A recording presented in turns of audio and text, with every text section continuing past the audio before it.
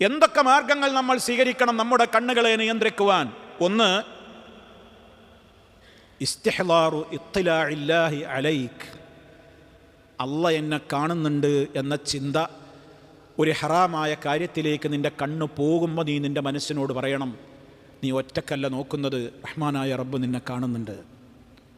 മനുഷ്യൻ തെറ്റ് ചെയ്യുമ്പോൾ സ്വാഭാവികമായിട്ടും ഇപ്പോൾ വീട്ടിൽ മക്കളോ അല്ലെങ്കിൽ ബന്ധപ്പെട്ട ആരോ ആവട്ടെ, ഭാര്യ അറിയാതിരിക്കാൻ വേണ്ടി ഭർത്താവ്, ഭർത്താവ് അറിയാതിരിക്കാൻ വേണ്ടി ഭാര്യ, വാപ്പ അറിയാതിരിക്കാൻ വേണ്ടി മക്കൾ അറിയാതിരിക്കാൻ വേണ്ടി വാപ്പ റൂം വാതിലടച്ച് ഫാനൊക്കെ നല്ല സ്പീഡിൽ കറക്കി വാതിലൊക്കെ അടച്ച് ഒക്കെ പുറത്തേക്കൊന്നും അറിയാതെ അവൻ്റെ സ്വകാര്യതകളിൽ അവൻ പലതും കാണും, ആസ്വദിക്കും. പക്ഷേ റഹ്മാനായ റബ്ബിൻ്റെ കണ്ണ് വെട്ടിച്ചുകൊണ്ട് നമുക്ക് എന്തെങ്കിലും ചെയ്യാൻ പറ്റുമോ?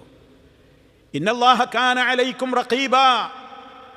കഴിഞ്ഞ ക്ലാസ്സിൽ നമ്മൾ വിശദീകരിച്ചു, യഅലമു ഖായിനത്തൽ അയുൻ, കണ്ണുകളുടെ കട്ടുനോട്ടം പോലും അള്ളാഹു അറിയുന്നുണ്ട്. വമാ തുഖ്ഫിസ് സുദൂർ, ഹൃദയങ്ങളിൽ ഒളിപ്പിച്ചു വെച്ചിട്ടുള്ളതും അള്ളാഹു അറിയുന്നുണ്ട്.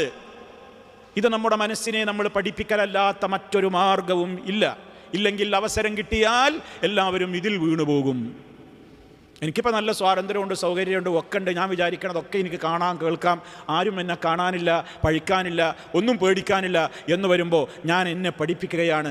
ഇദാമാ ഖലൗത അദ്ദഹ്റ യൗമൻ ഫലാ തഖുൽ ഖലൗതു വലാകിൻ ഖുൽ അലയ്യ റഖീബു.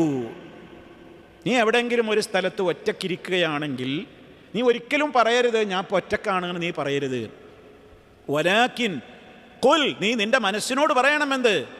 അലയ്യ റഖീബു, അല്ലണ്ട്, നിരീക്ഷകനായിട്ട് അല്ലണ്ട്.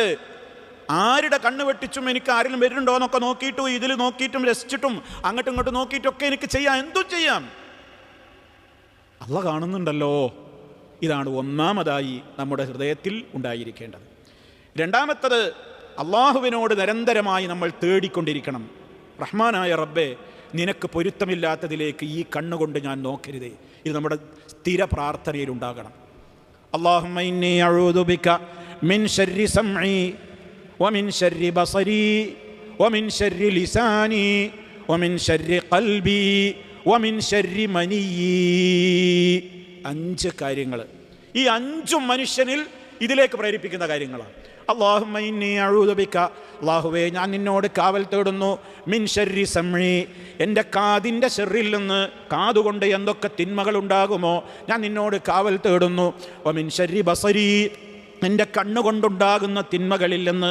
വമിൻ ശർരി ലിസാനി, എൻ്റെ നാവ് കൊണ്ടുണ്ടാകുന്ന തിന്മകളിൽ നിന്ന്. വമിൻ ശർരി ഖൽബി, എൻ്റെ ചിന്തയിൽ എൻ്റെ ഹൃദയം കൊണ്ടുണ്ടാകുന്ന തിന്മയിൽ നിന്ന്. വമിൻ ശർരി മനിയി, എൻ്റെ ലൈംഗികാവയവം കൊണ്ടുണ്ടാകുന്ന ശർറിൽ നിന്ന്. മനിയ് എന്ന് പറഞ്ഞാൽ മനുഷ്യൻ്റെ ബീജമാണ്, സ്പേം, ശുക്ലം, അതാണ് മനിയ്. നമ്മൾ ചെറുപ്പത്തിലേ പഠിക്കുന്നതാണ് മനിയ്. അതെന്തിനോടാ പറയുന്നത്? അതാ വ്യംഗ്യമായി പറഞ്ഞതാണ്. മനുഷ്യൻ്റെ ലൈംഗികമായ പാപമാണ് ആ ഉദ്ദേശിക്കുന്നത്. ഈ 5 നിലക്കുമുള്ളതില്ലെന്ന് അള്ളാഹുവിനോട്. അല്ലാഹുമ്മ ഇന്നി അസ്അലുകൽ ഹുദാ വത്തുഖാ വൽ അഫാഫ വൽ ഗിനാ. തഖ്വ ചോദിക്കുന്നു, ഹുദ ചോദിക്കുന്നു, വൽ അഫാഫ, അഫാഫ് ജീവിത വിശുദ്ധി, ഇഫ്ഫത്ത്, അരുതായ്മകളിലേക്ക് നോക്കാതിരിക്കുവാനുള്ള ഒരു കൺട്രോളുള്ളൊരു മനസ്സ് എനിക്ക് തരണേ. അപ്പോൾ രണ്ടാമത്തെ എന്താണ്? നമ്മൾ അള്ളാഹുവിനോട് നിരന്തരമായി പ്രാർത്ഥിക്കുക.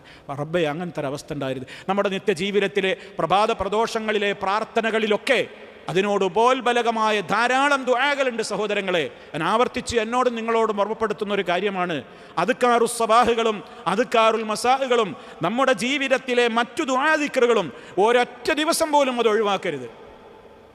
ഏതെങ്കിലും ഒരു രാവിലെ നമുക്ക് ചൊല്ലാൻ അതിൻ്റെ സമയത്ത്, ഉത്തമമായ സമയത്ത് ചൊല്ലാൻ പറ്റിയില്ലെങ്കിൽ അത് നമ്മൾ വീട്ടണം. അടുത്ത സമയത്ത് നമ്മളത് വീട്ടണം. വൈകുന്നേരത്തുള്ളത് അതിൻ്റെ ഉത്തമ സമയത്ത് പറ്റിയില്ലെങ്കിൽ രാത്രിയിൽ എപ്പോഴെങ്കിലുമായിട്ട് നമ്മളത് ചൊല്ലണം. കാരണം അതാണ് നമ്മുടെ പ്രൊട്ടക്ഷൻ, അത് നമ്മുടെ ഏറ്റവും വലിയ കാവലാണ്. അതുകൊണ്ട് ദുആ ഇതിൽ പ്രധാനമാണ്. രണ്ടാമത്തത്. മൂന്നാമത്തത്, നമുക്ക് കിട്ടിയ എല്ലാ നിഅമത്തുകളും അള്ളാഹു തന്നതാണ്. ആ നിഅമത്തുകൾക്ക് ഞാൻ ശുക്ർ ചെയ്യാൻ കടമപ്പെട്ടവനാണ്. വമാ ബികും മിൻ നിഅമത്തിൻ ഫമിനല്ലാഹ്, നിങ്ങൾക്ക് കിട്ടിയ ഏത് നിഅമത്തുകളും അള്ളാഹു തന്നതാണ്. അള്ളാഹു തന്ന ഏറ്റവും വലിയ നിഅമത്താണ് നമ്മുടെ ബസർ. അതിന് ശുക്ർ ചെയ്യേണ്ടത് എങ്ങനെയാണ്? അള്ളാഹുവിന് പൊരുത്തമില്ലാത്തൊരു ഇടത്തേക്ക് എൻ്റെ കണ്ണ് കൊണ്ട് നോക്കാതെ ആ ദൃഷ്ടിയെ താഴ്ത്തിക്കൊണ്ടാണ് ഞാൻ എനിക്ക് റബ്ബൻ്റെ കണ്ണ് തന്നതിന് ശുക്ർ രേഖപ്പെടുത്തേണ്ടത്. അപ്പോൾ മൂന്നാമത്തെ എന്താ വേണ്ടത്? എൻ്റെ കണ്ണ് അള്ള തന്ന നിഅമത്താണ്, അതിനെതിരെ ഞാൻ ചെയ്യരുത്. നാലാമതായി നമ്മൾ ചെയ്യേണ്ടത് നമ്മുടെ മനസ്സിനെ കൃത്യമായ നിലക്ക് നമ്മൾ നല്ല ക്ഷമ പഠിപ്പിക്കണം. കാരണം ക്ഷമ ഇത് ക്ഷമിക്കാൻ കഴിയാത്തൊരു മേഖലയാണ്. നോക്കിപ്പോവും, പിന്നെയും നോക്കിപ്പോവും. അതുകൊണ്ട് നല്ല മനുഷ്യൻ അവൻ്റെ ദൃഷ്ടി നിയന്ത്രണം എന്നുള്ളത് ദിനേന പരിശീലിക്കണം എന്നുള്ളതാണ്. അതിനപാരമായ ക്ഷമ വേണം. അങ്ങനെ ദിനേന പരിശീലിച്ച് അതിൽ ഒരു മാനസികമായി തന്നെ കുറച്ച് പ്രയാസം സഹിച്ചുകൊണ്ട് നമ്മളത് ശീലിച്ചാൽ അള്ളാഹുവിൻ്റെ ഓഫറാണ്, വല്ലദീന ജാഹദൂ ഫീനാ ലനഹ്ദിയന്നഹും സുബുലനാ. നമ്മുടെ കാര്യത്തിൽ പ്രയാസം സഹിക്കുന്ന ആളുകൾക്ക് നമ്മുടെ നേർവഴിയിലേക്ക് നമ്മൾ ദിശാബോധം നൽകുക തന്നെ ചെയ്യും. സൂറത്തുൽ അൻകബൂത്തിലെ 69-ാമത്തെ ആയത്താണ്. അഞ്ചാമതായി നമ്മൾ അതിന് സഹായകമാകുന്ന ഒരു പ്രധാനപ്പെട്ട കാര്യമാണെന്ത്? ഇജ്തിനാബുൽ അമാകിനില്ലത്തി. മനുഷ്യൻ ഇത്തരത്തിലുള്ള മോശപ്പെട്ട കാഴ്ചകൾ കാണുന്ന ഇടങ്ങളിൽ നിന്ന് പരമാവധി വിട്ടു നിൽക്കണം. വളരെ ആവശ്യമുണ്ടെങ്കിലേ നമ്മൾ പോകാവൂ. നമ്മുടെ ദൃഷ്ടികളെ നിയന്ത്രിക്കാനും നമുക്ക് സാധ്യമാകാത്ത നിലക്ക് അത്തരം കാഴ്ചകളുള്ള ഇടങ്ങളിലേക്ക് അനിവാര്യമാണെങ്കിലേ പോകാവൂ. നോക്കൂ, നിങ്ങൾ പണ്ഡിതന്മാർ ഉദാഹരണം പറയുന്നു. വമിൻ ദാലിക ദിഹാബു ഇലൽ അസ്വാഖ്. മാർക്കറ്റുകളിലേക്ക്, ചന്തകളിലേക്ക്, മാളുകളിലേക്ക്, അങ്ങനെയുള്ള ഇടങ്ങളിലേക്ക് എനിക്ക് ആവശ്യമുണ്ടെങ്കിൽ മാത്രമേ ഞാൻ പോകാവൂ. കാരണം അത്തരം ചന്തകളും തുറന്നു കിടക്കുന്ന ഇടങ്ങളൊന്നും എല്ലാവരും ഈ നിയമം പാലിക്കുന്നവരല്ല. നമ്മൾ ജീവിക്കുന്നത് ഈ ലോകത്താണ്. ഈ ലോകം എന്ന് പറയുന്നത് ആർക്കും എന്തിനും സ്വാതന്ത്ര്യമുള്ള ലോകമാണ്. ഇവിടെ അരുതായ്മകൾ ബാധകമാവാത്ത, ഞങ്ങൾക്കത് ബാധകമല്ലെന്ന് പറയുന്ന ആളുകൾ ഇവിടെ ലോകത്തെമ്പാടുമുണ്ട്. അവർക്ക് ഇഷ്ടമുള്ള വേഷത്തിലും രീതിയിലുമാണ് പുറത്തിറങ്ങുക. അതിനെ നമുക്ക് കുറ്റപ്പെടുത്താനാവില്ല, അത് അവരുടെ സ്വാതന്ത്ര്യമാണ്. പക്ഷേ വിശ്വാസിക്ക് ഒരു പ്രധാനപ്പെട്ട ഒരു കാര്യമുണ്ട്. അത്തരം ചാൻസുകളുള്ള ഇടങ്ങളിൽ നിന്ന് നിങ്ങൾ വിട്ടു നിൽക്കണം. മാത്രമല്ല വൽ ജുലൂസ് ഫി തുറഖാത്ത്, അതിന് സാധ്യതയുള്ള ഇടങ്ങളിൽ നിങ്ങൾ പോയി ഇരിക്കുകയും ചെയ്യരുത്. ആ ഹദീസ് നമുക്ക് വരുമ്പോൾ അതിനെപ്പറ്റി വിശദീകരിക്കാനുണ്ട്. നബി സല്ലല്ലാഹു അലൈഹി വസല്ലം പറഞ്ഞു, നിങ്ങൾ നാൽക്കവലകളിൽ പോയി ഇരിക്കരുത്. അവിടെ ആളുകൾ പലരും പോവും പറയും. അങ്ങനെ നിങ്ങൾ ഇരിക്കുകയാണെങ്കിൽ ശ്രദ്ധിക്കണം എന്ന് പറയുന്ന ഹദീസ് അത് വരുന്നിടത്ത് ഞാൻ വിശദീകരിക്കുന്നത് കൊണ്ട് പോയിന്റുകൾ മാത്രം പറഞ്ഞ് പോവുകയാണ്. മറ്റൊന്ന്, ആറാമത്തൊരു കാര്യം നീ മനസ്സിലാക്കണമെന്ത്? നമ്മൾ മനസ്സിലാക്കണം, നമുക്കിതിൽ ചോയ്സ് ഇല്ല. ഈ വിഷയത്തിൽ നമുക്ക് ചോയ്സ് ഇല്ലാത്തൊരു കാര്യമാണ്. എന്തെങ്കിലും ന്യായീകരണങ്ങൾ പറഞ്ഞുകൊണ്ട് അതിപ്പോൾ ഞാൻ അങ്ങനെ ഉദ്ദേശിച്ച് നോക്കണമെന്നല്ല, ഞാൻ അങ്ങനെ ഉദ്ദേശിച്ചിരിക്കണമെന്നല്ല, എനിക്ക് അങ്ങനെ ഒരു ചിന്തയൊന്നുമില്ല, അതൊന്നും നമ്മൾ പറയണ്ട. കാരണം അള്ളാഹു വിശുദ്ധ ഖുർആനിൽ പറഞ്ഞത് ആരോടാ? വഖുല്ലിൽ ഫാസിഖീന എന്നല്ല. ആ പോയിന്റ് പണ്ഡിതന്മാർ പറഞ്ഞ് പ്രത്യേകം നമ്മൾ മനസ്സിലാക്കണം. വഖുല്ലിൽ ഫാസിഖീന അല്ലെങ്കിൽ വഖുല്ലിൽ ഫാസിഖാത്തീൻ ഒന്നുമല്ല പറഞ്ഞത്. തെമ്മാടികളായ പുരുഷന്മാരോട് പറയൂ, തെമ്മാടിനികളായ സ്ത്രീകളോട് പറയൂ നിങ്ങൾ കണ്ണ് താഴ്ത്തണം. പിന്നെന്താ പറഞ്ഞത്? വഖുല്ലിൽ മുഅ്മിനീന യഗ്ദൂ മിൻ അബ്സാരിഹിം വഖുല്ലിൽ മുഅ്മിനാതി യഗ്ദൂന മിൻ അബ്സാരിഹിം. ഈമാനുള്ള മുഅ്മിനീങ്ങളോടാ പറയുന്നത്. അപ്പം അതിൻ്റെ അർത്ഥം എന്താ? ഇതാരും കുടുങ്ങിപ്പോണ വിഷയമാണ്. അപ്പം അതുകൊണ്ട് തന്നെ എനിക്കിതിൽ ചോയ്സ് ഇല്ല, എൻ്റെ റബ്ബ് അങ്ങനെ പറഞ്ഞു, അതുകൊണ്ട് എനിക്കതിൽ ചോയ്സിന് ഇടമില്ല എന്ന് കൃത്യമായി നമ്മൾ മനസ്സിലാക്കിയിരിക്കണം. എട്ടാമത്തെ കാര്യം നമ്മൾ മനസ്സിലാക്കേണ്ടത്, നമ്മൾ എവിടെ വെച്ച് ഈ കാര്യം ചെയ്യുന്നുവോ ആ സ്ഥലം അത് അള്ളാഹുവിൻ്റെ അടുക്കൽ നമ്മുടേതായ കാര്യങ്ങൾ വിളിച്ചു പറയുന്ന ഇടമായി മാറും. നമ്മളെല്ലാവരും പഠിച്ചതാണ് സൂറത്തു സൽസലയിൽ, യൗമഇദിൻ തുഹദ്ദിസു അഖ്ബാറഹ. ഇത് നാളെ പരലോക കോടതിയിൽ റബ്ബിൻ്റെ അടുക്കൽ വരും. ഒമ്പതാമത്തെ കാര്യം, തദക്കുറുൽ മലായിക. നിന്റെ കൂടെ നിന്റെ ഓരോ പ്രവർത്തനങ്ങളെയും ഒപ്പിയെടുക്കുന്ന മലായിക്കത്തുകളുണ്ട്. അതവിടെ രേഖയാണ്. നമ്മൾ കണ്ടതും നമ്മൾ ഷെയർ ചെയ്തതും നമ്മൾ അങ്ങോട്ടും ഇങ്ങോട്ടും നോക്കി രസിച്ചതൊക്കെ ഒരു വേള ആരും കാണാതിരിക്കാൻ എനിക്കെൻ്റെ സ്മാർട്ട് ഫോണുകളിൽ സംവിധാനങ്ങളുണ്ട്. എനിക്കെൻ്റെ ഹിസ്റ്ററി ഡിലീറ്റ് ചെയ്യാം. പക്ഷേ അത് ഡിലീറ്റ് ചെയ്തതുകൊണ്ട് മലായിക്കത്തുകളുടെ ലിസ്റ്റിൽ നിന്നത് ഡിലീറ്റ് ആവില്ല. നമ്മൾ ഡിലീറ്റ് ചെയ്തു. അതെന്തിനാ? പാപ്പ നോക്കലുണ്ടെങ്കിൽ, ജ്യേഷ്ഠൻ നോക്കലുണ്ടെങ്കിൽ, എൻ്റെ കൂട്ടുകാരെങ്കിലും എൻ്റെ ഫോൺ നോക്കുമ്പോൾ എൻ്റെ ഹിസ്റ്ററി തപ്പിയാൽ ഞാൻ എന്തൊക്കെ കണ്ടു എന്ന് അയാൾ കാണരുത്. പക്ഷേ അവിടെ മാത്രമേ ഡിലീറ്റ് ആയുള്ളൂ. വഇന്ന അലൈക്കും ലഹാഫിളീൻ കിറാമൻ കാതിബീൻ യഅലമൂന മാ തഫ്അലൂൻ. നിങ്ങളുടെ കൂടെ എല്ലാം എഴുതുന്ന റെക്കോർഡ് ചെയ്യുന്ന മലക്കുകളുണ്ട്. അവിടെ ഡിലീറ്റ് ചെയ്യാൻ നമുക്ക് പറ്റുമോ? ഫോണിൽ നിന്ന് ഡിലീറ്റ് ചെയ്യുക, വാട്സപ്പിൽ നിന്ന് ഡിലീറ്റ് ചെയ്യുക, FB നിന്ന് ഡിലീറ്റ് ചെയ്യുക, യൂട്യൂബിൽ നിന്ന് ഡിലീറ്റ് ചെയ്യുക. ഇവിടെ ഡിലീറ്റ് ചെയ്യാൻ പറ്റൂല. ആ ഓർമ്മയുണ്ടാവണം, എൻ്റെ കൂടെ രേഖപ്പെടുത്തുന്നുണ്ട്. പത്താമതായി നമ്മൾ മനസ്സിലാക്കിയിരിക്കേണ്ടത്, പരിശുദ്ധ ഖുർആൻ ഇത് ശക്തമായി വിലക്കിയിട്ടുള്ള ആയത്തുകൾ നമ്മുടെ മനസ്സിൽ എപ്പോഴും കൊണ്ടു നടക്കണം. അതാണ് നമ്മൾ പഠിച്ച കഴിഞ്ഞ ദർസിൽ തുടക്കത്തിലേ നമ്മൾ കേട്ട 4 ആയത്തുകളും അത് നമ്മുടെ മനസ്സിലുണ്ടാകണം. ഞാൻ ആവർത്തിക്കുന്നില്ല.